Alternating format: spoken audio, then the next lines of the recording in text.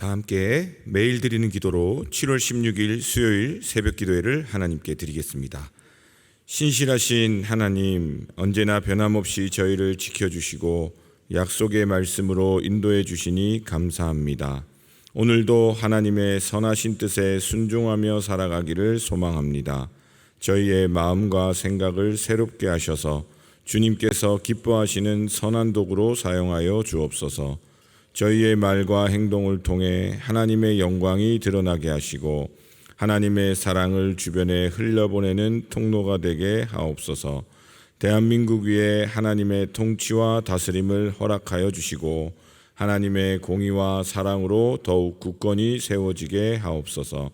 성령님의 인도하심을 따라 저희 교회의 5대 본질인 예배와 교육과 선교, 성도의 교제와 봉사를 잘 감당하게 하시고 모든 교역자들과 성도들이 한마음으로 사명을 향해 비상하게 하옵소서.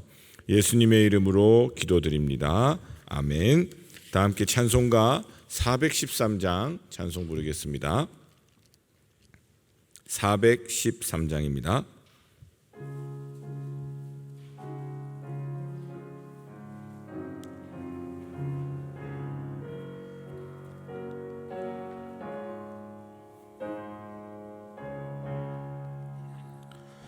내 평생에 가는 길 순탄하여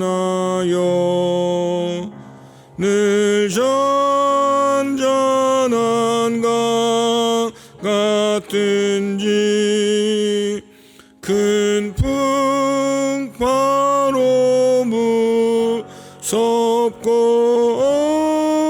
어렵든지 나의 영혼은 늘 편하다.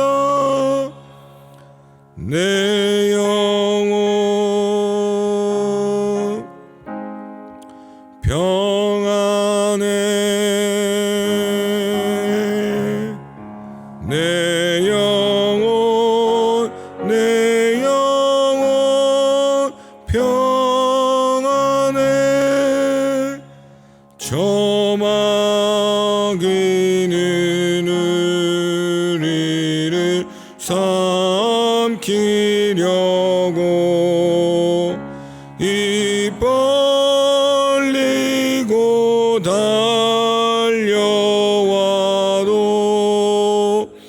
주 예수는 우리의 대장되니 끝내 싸워서 이기리라.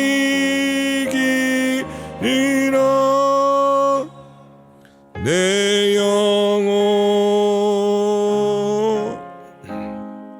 평안해. 내 영혼 평안해.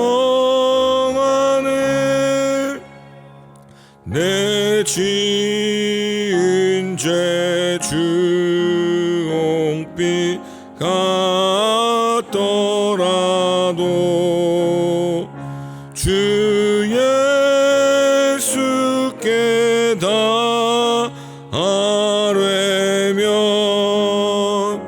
그 십자가 피로써 다시 쓰사 흰 눈보다 더 정하리라. 내 영혼 평안해. 내 영혼 평안해. 저공중에 구름이 일어나며 큰 나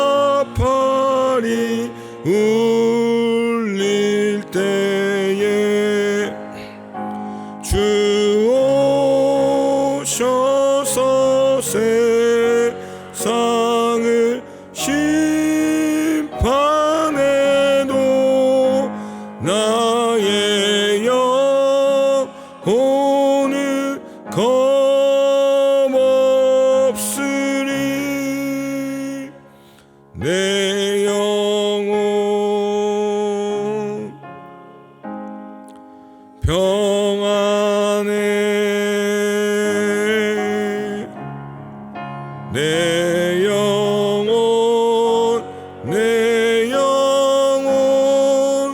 평안해. 아멘. 오늘 저에게 주신 하나님의 말씀은 구약성경 이사야 6장 13절 말씀입니다. 구약성경 이사야 6장 13절 말씀, 저 여러분 한 목소리로 합독하겠습니다. 그 중에 10분의 1이 아직 남아있을지라도 이것도 황폐하게 될 것이나 밤나무와 상수리나무가 배임을 당하여도 그 그루터기는 남아있는 것 같이 거룩한 씨가 이 땅에 그루터기니라 하시더라. 아멘. 할렐루야. 우리 아까 찬양 부른 것처럼 마귀가 우리를 삼키려고 입 벌리고 달려와도, 또 우리의 죄가 너무 주홍빛같이 붉고 지워지기 어려울지라도, 또 무섭고 어려운 풍파를 만나더라도 우리의 영혼이 늘 평안하다 고백할 수 있는 저와 여러분 될 수 있기를 주님의 이름으로 축복합니다. 이 찬송도 불러보니까 그죠?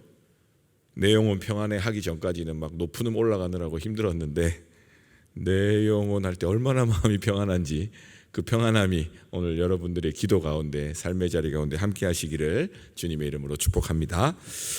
오늘 이사야 6장입니다. 신대원 입시를 쳐보면요, 뭐 치실 일이 없겠지만 신대원 입시 칠 때 이사야 공부할 때요, 제일 중요하게 다뤄지는 장 중에 하나가 6장입니다. 그래서 6장을 계속 동그라미 치고 별표 치고 우시야 왕이 죽더네 이렇게 시작하거든요. 그러면서 계속 별표 치면서 뭐라 그러냐면 이사야의 무슨 장이라고 부를까요?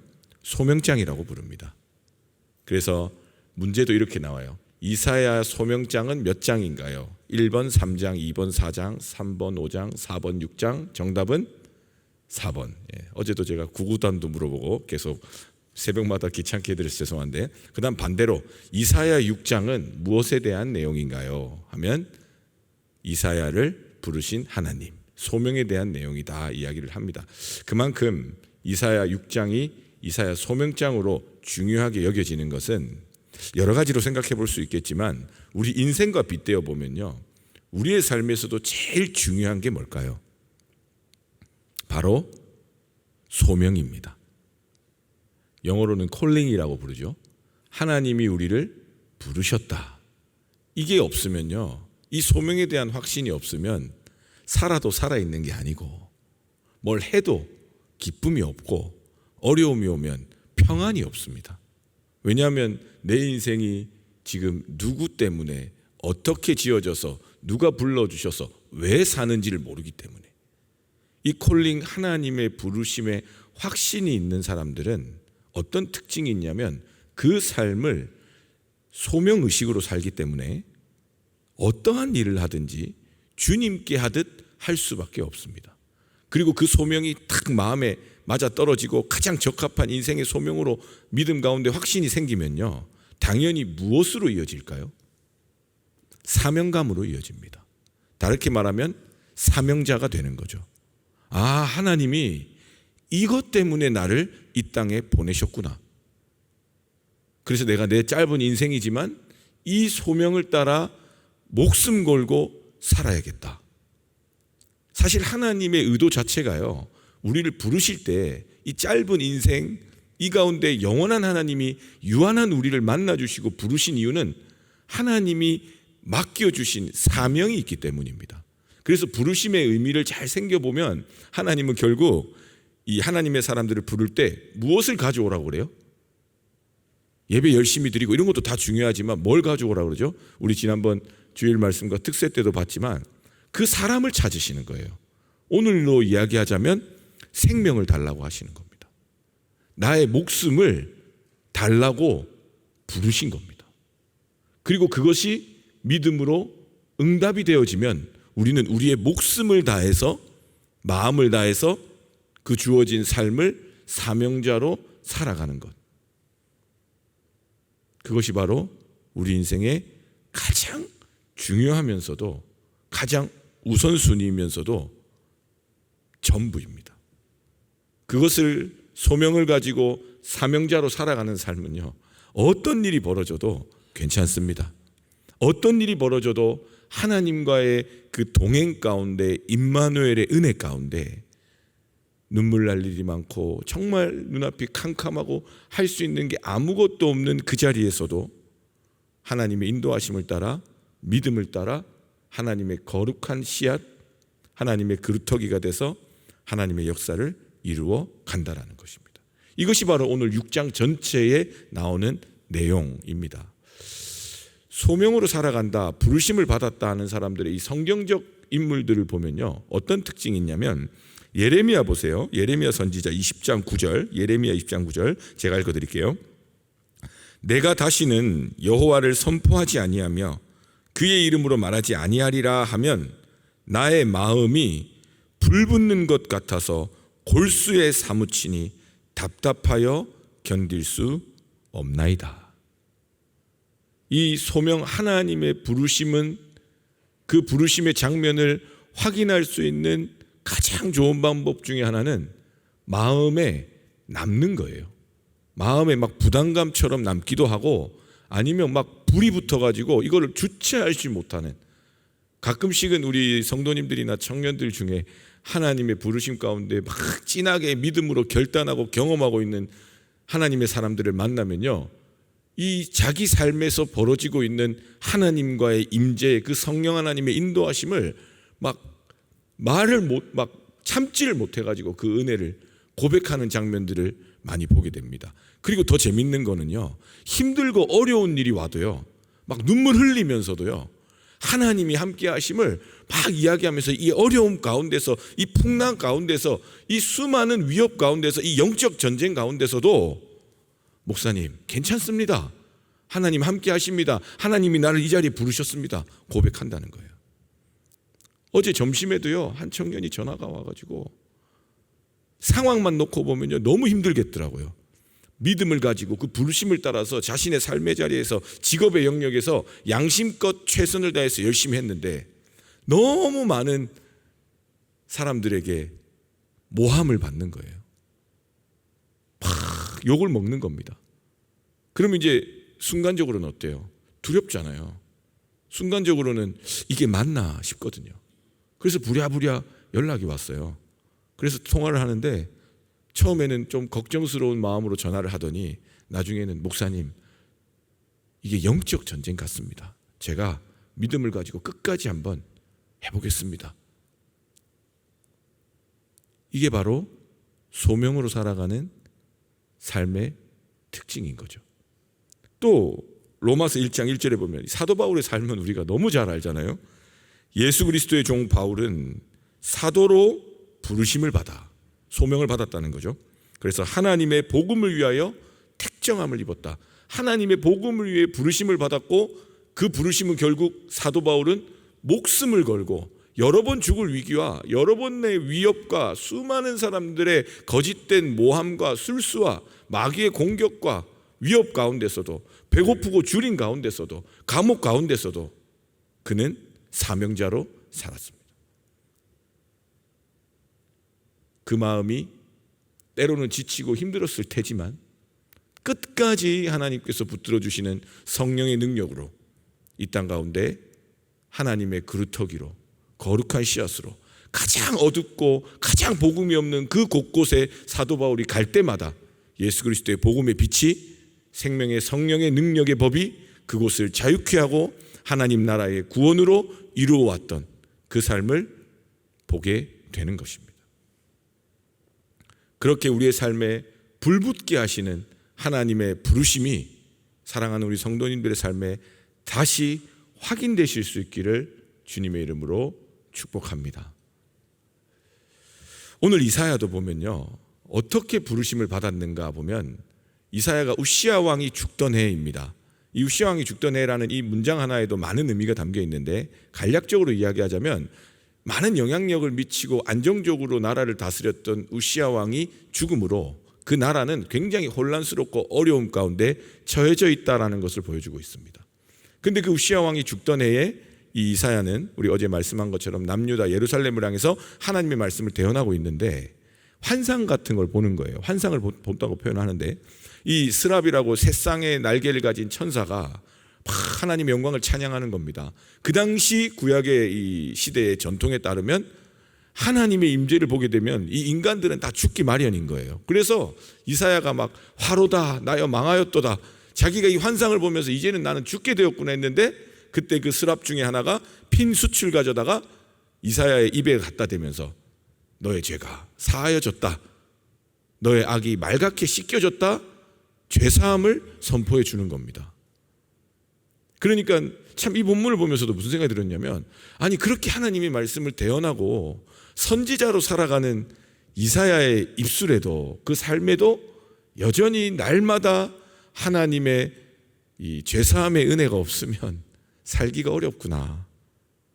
죄사함을 받았다는 이 장면이 제게도 그렇게 좀 많은 은혜로 다가왔습니다. 이 죄사함을 받고 난 그 다음 장면이 이사야 6장 8절부터 해가지고 부르심의 장면인데요, 제가 읽어드릴게요. 6절에 보면 핀수추를 손으로 가지고 와서 7절에 입술을 대으며 네 악이 제하여 네 죄가 사해졌다 한 다음에 8절에 이사야가 소리를 들어요. 주의 목소리를 들으니 주께서 이르시되 내가 누구를 보내며 누가 우리를 위하여 갈꼬 하시니. 유명한 구절이죠. 그때에 이사야가 이르되 내가 여기 있나이다, 나를 보내소서, 이렇게 말씀합니다.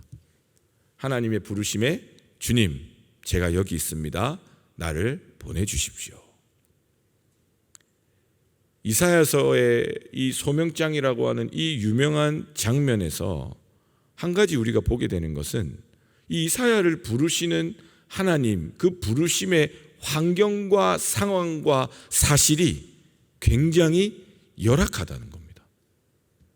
아니 이왕이면 좀 하나님 이사야를 통해서 하나님의 큰일을 하실 거면 부르실 때만이라도 좀 환상도 보여주고 하셨으니까 그 상황도 조금 정리해주고 좀 영광스러운 장면에서 좀 능력을 줘가면서 이렇게 불러주면 좋을 것 같은데, 왜냐하면 이사야가 이제 하나님의 말씀을 대언하는 그 장면들은 다 하나님을 불순종하고 거역하는, 어제 우리가 나름대로 거역의 세대들을 향해서 하나님 말씀을 전해야 되니 얼마나 힘들겠습니까? 그래서 좀 좋게 해주면 좋겠다 싶은데 그 상황이 어때요? 그 뒤에 보면요, 하나님께서 말씀하시는 지금 이스라엘 백성 이사야의 소명의 부르심의 자리는 어떤 곳이냐면요, 여호와께서 이르시되 8절입니다. 가서 이 백성에게 이르기를 너희가 듣기는 들어도 깨닫지 못할 것이요 보기는 보아도 알지 못하리라 하여. 들어도 보아도 깨닫지 못할 거래요. 이사야가 하나님의 말씀을 전해주고 보여주고 해도 깨닫지 못할 거라고 합니다. 10절에 이 백성의 마음을 둔하게 하며 그들의 귀가 막히고 그들의 눈이 감기게 하라. 염려하건대 그들이 눈으로 보고 귀로 듣고 마음으로 깨닫고 다시 돌아와 고침을 받을까 하노라 하시기로. 이 구절도 굉장히 어렵고 난해한 구절이거든요. 하나님께서는 뭐라고 말씀하시냐면 혹시나 듣고 돌아올까 봐 염려된다고 표현하실 정도로, 하나님이 설마 진짜 듣고 돌아오는 걸 거절하시는 거겠습니까? 그게 아니라 이 지금 이스라엘 백성의 상황이 얼마나 악하고 거역하고 있으면 들어도 보아도 분명히 하나님이 못하게 하시는 것과 같이 돌아올 리가 없는 아주 황폐해진 거절의 세대라는 겁니다. 그러면서 뒤에 11절에 이 이사야가 이제 물어보는 거죠. 내가 이르되 주여 어느 때까지니까. 주 부르심을 따라서 말씀을 전할 텐데 그럼 언제쯤 이들이 돌아옵니까? 주님께서 대답하시되 성읍들은 황폐하여 주민이 없으며 가옥들에는 사람이 없고 이 토지는 황폐하게 되며 여호와께서 사람들을 멀리 옮기셔서 이 땅 가운데 황폐한 곳이 많을 때까지니라. 그러니까 황폐해질 때까지라는 거예요. 근데 여기까지도 좀 이해할 수 있어요. 좀 황폐해지기 시작하면 이제 이들이 돌아오려나 보다. 근데요 13절에 더 심각해집니다. 그 중에 10분의 1이 아직 남아있을지라도, 자 이제 10분의 9가 황폐해지면 인생의 10개 중에 9개가 무너지면 이때쯤이면 이사야의 말씀이 그 삶을 이스라엘을 변화시켜서 돌아오겠지 정도도 사실은 부담스러운데, 이 부르심의 자리가 얼마나 황폐한지요, 그 남아있는 나머지도 황폐하게 될 거라는 거예요. 그러면 지금 이사야가 말씀을 전해서 구원받고 돌아오는 사람이 하나도 없는 것처럼 여겨지는 그 황폐함까지 이사야가 그 부르심의 자리에서 사명자로 견뎌내야 되는 삶의 자리였다는 것입니다. 때로는 우리를 부르시는 그 부르심의 자리가 우리가 보는 사실을 직시하는 차원에서는 정말 10개 중에 10개도 남아있지 않는 것처럼 황폐하게, 불가능하게, 척박하게 보일 수 있습니다. 특별히 사랑하는 가족들이나 누군가의 구원, 생명을 살리는 그 부르심의 기도 제목이 있으신 분들 중에는 평생을 기도해도 뭐 하나 바뀌는 것 없이 더 막막하고 답답하게 여겨지는 기도 제목도 많은 줄로 압니다. 어제 살펴본 것처럼 특별히 우리 다음 세대들이나 우리 자녀들이나 우리 한국교회의 미래를 보면 정말 오늘 이사야가 이야기하는 것 그 이상으로 정말 이제 남은 게 있나 싶을 정도로 이 세상은, 이 밖은, 이 다음 세대, 이 젊은이들은, 이 3040, 이 젊은 하나님의 사람들은 정말 척박한 곳에서 10분의 1조차 남아있지 않는 것처럼 보이는 곳에 하나님의 부르심을 받은 사람들인 것입니다. 그리고 이 상황, 이사야의 말씀을 통해서 우리가 알 수 있듯이 그럼에도 불구하고 하나님께서 뭐라고 말씀하십니까? 상수리 나무가, 밤나무가 배임을 당하여도 그 그루터기는 남아있는 것 같이 거룩한 씨가 이 땅에 그루터기니라 하시더라. 이사야가 말하는 그 수많은 심판의 많은 내용들 가운데서 이사야의 핵심 주제는 이 바로 남은 자가 있다는 겁니다.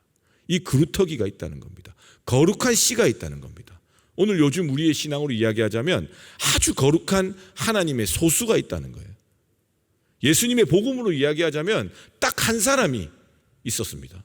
바로 예수 그리스도가 하나님의 부르심을 따라 하늘에 미리 돼서 이 땅 가운데 죽음과 저주의 자리에 심겼을 때에 그 순종이 아담의 불순종의 모든 죄의 문제를 해결하고 우리를 향한 하나님의 생명의 구원의 역사를 펼치신 것처럼 여러분들의 삶의 자리 곳곳에, 우리 교회 곳곳에, 그리고 한국, 세계의 민족 곳곳에 하나님이 심겨두신 거룩한 씨 그루터기들, 그 부르심에 응답한 그 소명을 따라 사명자로 살아가는 그 사람들을 통해서 하나님은 지금까지 하나님의 역사를 이루어 오셨다라는 것입니다. 간절히 축복하기는 이 자리에 모인, 또 온라인으로, 또 각 처소에서 하나님을 예배하는 하나님의 사람들, 그 한 사람 한 사람의 심령 가운데에 하나님을 처음 만나 그 하나님의 그 성령의 감격 가운데 받았던 그 부르심이, 그 첫사랑이 회복되실 수 있기를 주님의 이름으로 축복합니다. 간절히 밤낮 불렀던 그 기도가 회복될 수 있기를 주님의 이름으로 축복합니다. 그래서 보내주신 그 부르심의 자리에서 사명자로 목숨을 걸고 내게 맡겨주신 크고 작은 일들 속에서 하나님의 역사를 보게 되는 저와 여러분 될 수 있기를 주님의 이름으로 축복합니다. 하나님께서는 무엇을 약속하셨냐면요, 그 6장 뒤에 보면 이사야 7장 14절에 정말 유명하고 우리의 마음에 은혜를 주는 말씀이죠. 그러므로 주께서 친히 징조를 너희에게 주실 것이라. 보라, 처녀가 잉태하여 아들을 낳을 것이요 그의 이름을 임마누엘이라 하리라. 하나님 우리와 함께 하시겠다. 이사야의 이름의 뜻처럼 여호와께서 구원하시겠다. 호세아와 여호수아의 이름의 뜻처럼 구원이신 하나님, 나를 구원하시는 그 하나님이 예수 그리스도의 그 이름의 뜻처럼, 그 징표처럼 임마누엘 우리와 함께 하시고 우리를 우리의 죄에서 구원하실 그 예수 그리스도가 지금 우리와 함께 하신다라는 사실인 것입니다. 그것 외에는 우리가 우리의 부르심에 응답하며 사명을 따라 살아갈 수 있는 힘은 없습니다. 이 시간 우리가 예수 그리스도의 이름을 다시 붙잡고 우리의 그 소명을 다시 주님 앞에 그 오랫동안 굳어졌고 묵혀지고 포기했던 기도 제목을 다시 붙잡고 또 다시 한번 우리 교회와 이 나라 이 민족 가운데 나를 보내신 그곳에서 그저 그냥 사람의 눈치 보면서 인간적인 방식으로 내 미래나 내 안락함이나 내 편안함이나 내 하고 싶은 것 때문에 하는 게 아니라 정말 나를 살려주신 임마누엘 하나님 그 예수 그리스도의 복음 때문에 내 마음이 불붙는 것 같아서 아주 작은 말 한마디라도, 작은 섬김 하나라도, 기도 하나라도 다시 불릴 듯 일어나서 우리 영락교회를 향한 여전한 하나님의 부르심이 사명으로, 또 하나님을 향한 거룩한 순종의 응답으로 열매 맺을 수 있기를 주님의 이름으로 축복합니다. 기도하겠습니다. 한 알의 밀이 땅에 떨어져 죽지 아니하면 한 알 그대로 있고 죽으면 많은 열매를 맺느니라. 그런즉 이와 같이 지금도 은혜로 택하심을 따라 남은 자가 있느니라.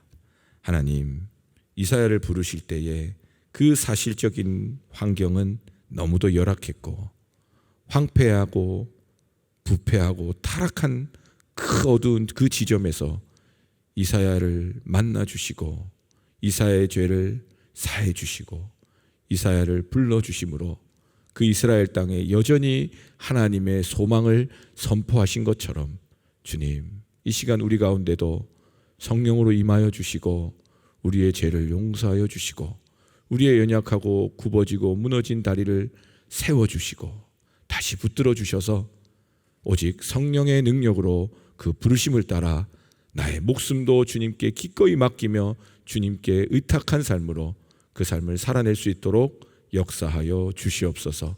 이 자리에 한 분 한 분 주님의 뜻과 부르심과 거룩한 하나님의 씨앗인 줄로 믿사오니 주어진 자리, 삶의 자리, 보내진 그 가정과 교회와 일터에서 하나님의 거룩한 씨앗으로 하나님의 그루터기로 다시 회복되게 하여 주시고 하나님의 생명의 놀라운 구원의 역사가 이 시간 간절히 기도하는 한 사람 한 사람의 간절한 간구를 통하여 하나님의 나라로 응답되어 질 수 있도록 역사하여 주시옵소서. 특별히 우리 사랑하는 영락교회 가운데 그러한 부흥의 역사를 주님 계속해서 더욱 풍성히 이루어 주실 줄로 믿습니다. 하나님이 한국교회를 향한 하나님의 뜻이 우리 영락교회에서부터 다시 시작될 줄로 믿사오니 그 부르심이 굽어지지 않게 하여 주시고 흐려지지 않게 하여 주시고 수많은 믿음의 선배들이 온 몸과 마음과 정성을 다하여 교회를 섬기며 사랑함으로 여기까지 하나님의 역사를 이루셨던 것처럼 이 교회, 이 나라, 이 민족을 향한 하나님의 부르심이 우리 영락교회 가운데 더욱 풍성해지게 하셔서